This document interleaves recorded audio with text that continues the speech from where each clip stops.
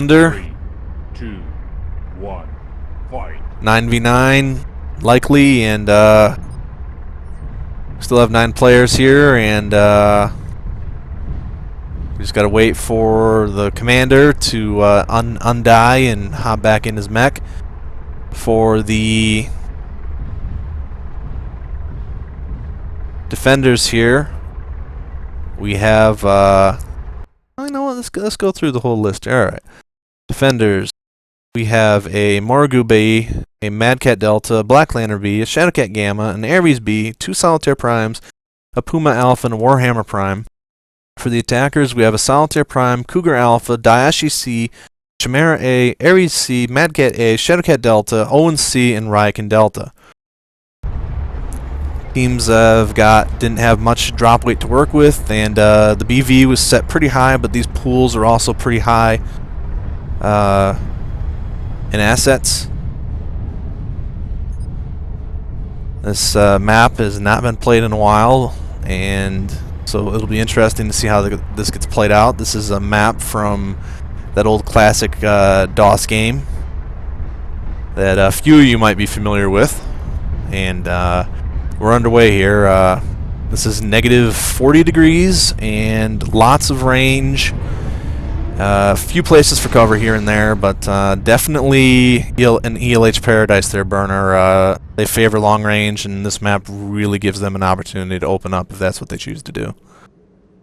Yeah, definitely. They were very good long range fighters, especially with PPCs, which were very well used here. I think, yeah, the temperature is right to use them very often. And also, yeah, they were a good long-range fighter, but yeah, let's see what happened. They've certainly got some pretty good firepower between the Warhammer and the Mad Cat and the Morrigu. They've gone light, a Wolfpack mentality with the Scats and the Pumas and the Solitaires there, and looks like they're sticking together for the most part. They're letting the Morrigu take up the rear. I do not see a ton of lambs on this side, and so it'll be interesting if the other team is able to get off all those LRMs and other missiles that they brought. Visibility looks pretty clear. Should be able to see a long ways, and I think some of these assets on the ELH side have GECM on some of this stuff. They should have some radar. Burner, if you were drop leading on this, how would you tell your team to approach this map? Do you see any areas that you might set up at? Do you see any places that you would avoid, or would it just be about trying to find where the enemy is, find out what they have, and then adjust your plan from there? Good question. I've never played this map much often, so maybe I would try to run from rock to hide and take cover, and yeah, but I guess the main battle will start on the long range, and after a while they will try to charge maybe. So that is what I would make, because yeah, you have many good positions where you can try to sneak to your enemy to flank them, but yeah, still there's much free room also. So it's hard to say how they're going to start the fight, and yeah. And hopefully that'll be something that we see in this match. Maybe some new strategies or some different strategies that might not normally be used, because both teams are kind of on equal footing for not being necessarily familiar with the map. We allowed them to get a half-an-hour playthrough while we were setting up the drop list before, so it's not like they haven't had a chance to see what it's all about. But at the same time, this is new territory, and that's one of the things that we're trying to do recently in this event, is to dig really deep into the Living Legends archives and find some maps that maybe because of their age or just maybe because of when they were released that they don't get played by this current generation of players very often. And so we've got a rotation set up today of different maps, and it's going to be a bit of a learning curve. Sometimes some of the maps might not work well, sometimes they might work outstandingly, but that's what the Chaos March is all about. Just trying out some new things, and if they don't work, we can go back to that. But this is a very nice looking map, I think. And it's always good to have some nostalgia burner. So it's always nice when you can revisit something from one of the older mech games.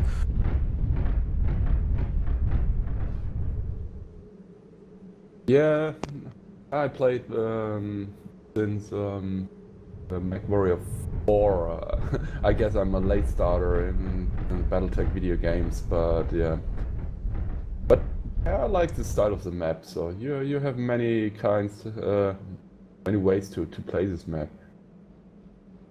Oh, and I see Mr. Gray, who's a scout in the Black Lantern, is very close to the other team, so that means I bet he has the location now, and I think we will see the fight very soon. Yep, Yeah. we can see them positioning here. I'm currently following Palantir and Starchild.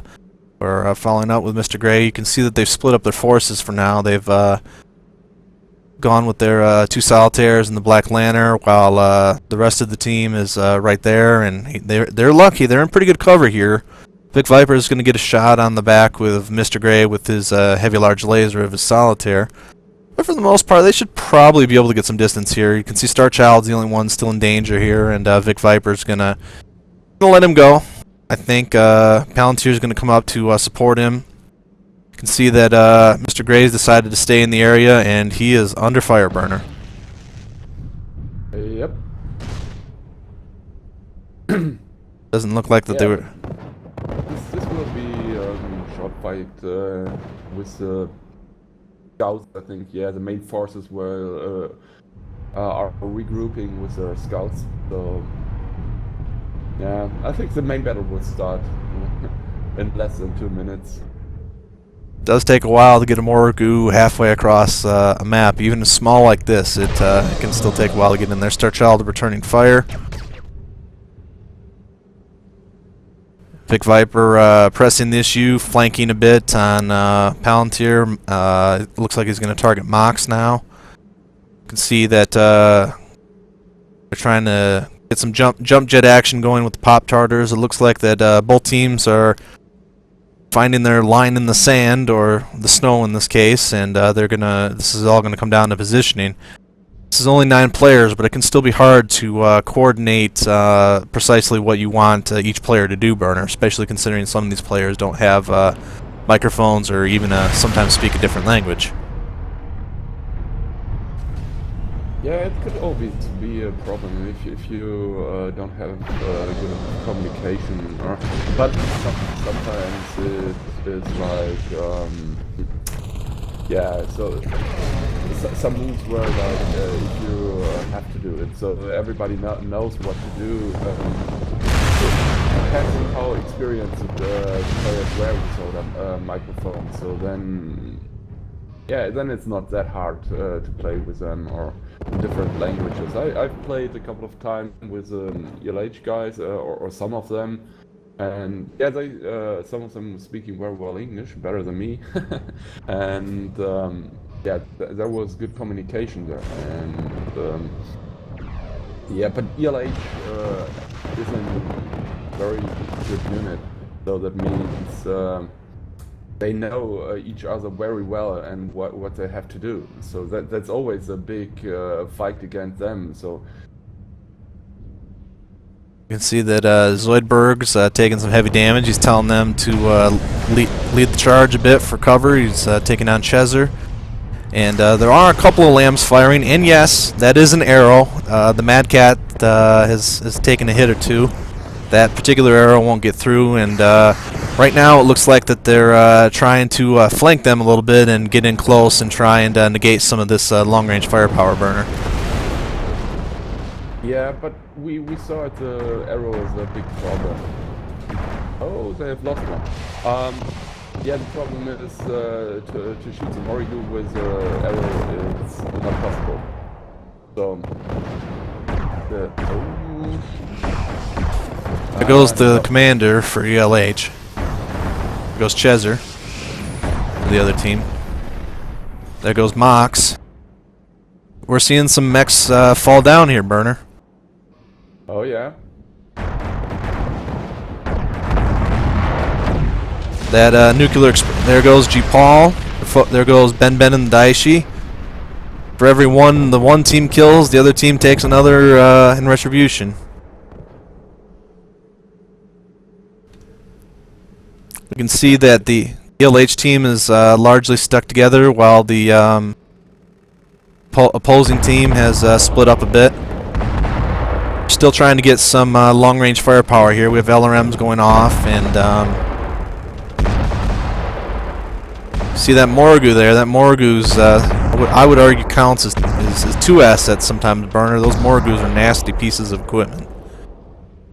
Oh yeah, it has so much armor. It's very hard to get it. For the Morgus, they should concentrate the fire. All they have. They've lost Cosmics. So they've lost 3. The attackers have lost 3, and the defenders are down 4. Excuse me, other way around. Attackers are down 4, defenders are down 3. Marlin has ATMs, so he's got to back up here. Marlin's down. That might be enough to turn it, Burner. This match might just be a matter of time now. Depends on how much damage they've been able to get in. I know they hit that Mad Cat pretty hard earlier. Bob moving up to do what he can. He's already lost an arm there. You can see that Senpai is also pretty beat up here. They're going to surround Invictus's Mad Cat. Invictus is able to take down Palantir. He's turning around to fire on the Ares, but here comes that Morgan we were talking about. Versus another Mad Cat, and versus even that Solitaire. It'll be interesting to see what Invictus can do. Invictus does take down another ELH member. And then ultimately just too much firepower there, and Bob's pretty beat up. Bob and Gian King. So should be a quick kill, and looks like the defenders are gonna go up 1-0, and we'll be moving on to the next map. And Gian King is gonna fight as bravely as he can here. And looked pretty close there for a while, Burner, but ultimately, ooh, Gian King is able to take some names before he goes down here, but ultimately, it just looks like this was ELH's map. Alright. An excellent battle, but such is the way of war, and the defenders successfully go up 1-1, and we'll see you next time.